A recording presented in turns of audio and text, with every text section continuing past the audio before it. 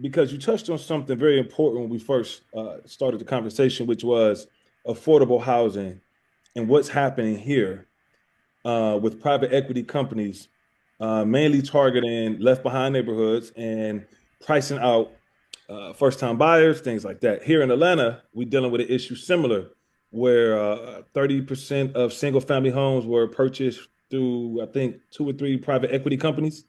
And Wow. you have that's 30% in Atlanta.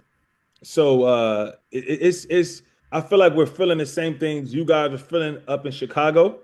How will you fight to stop this, resist this, put regulation around this, and how will it show up for average folk that's just trying to buy houses? Mm, I like this one.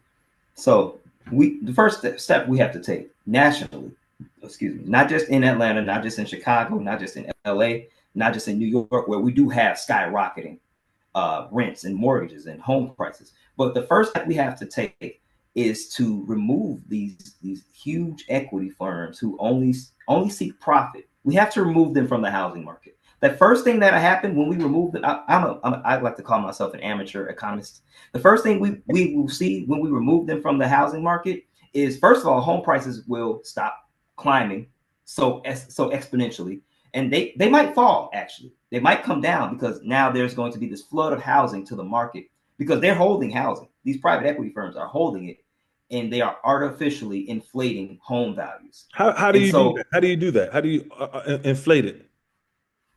so with that, thank you, because sometimes I forget that this is I've been following this for a long time.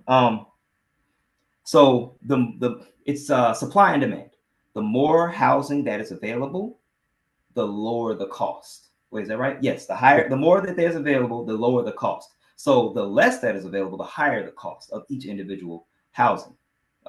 So when these private equity firms buy up a lot of the housing, so now there's less housing available, and it's fake. It's not real. Like, the housing's still there. Nobody's living in these houses. We Right. have so many vacant homes here just in Chicago, Yeah. and but they buy it up and they artificially raise the value of those houses that are still on the market. So now they get to release one house and sell it for $600,000 instead of $300,000. They get to release one more house and sell that one for a high price, and they do this on purpose. It's actually a housing cartel that is currently they're trying to break up right now.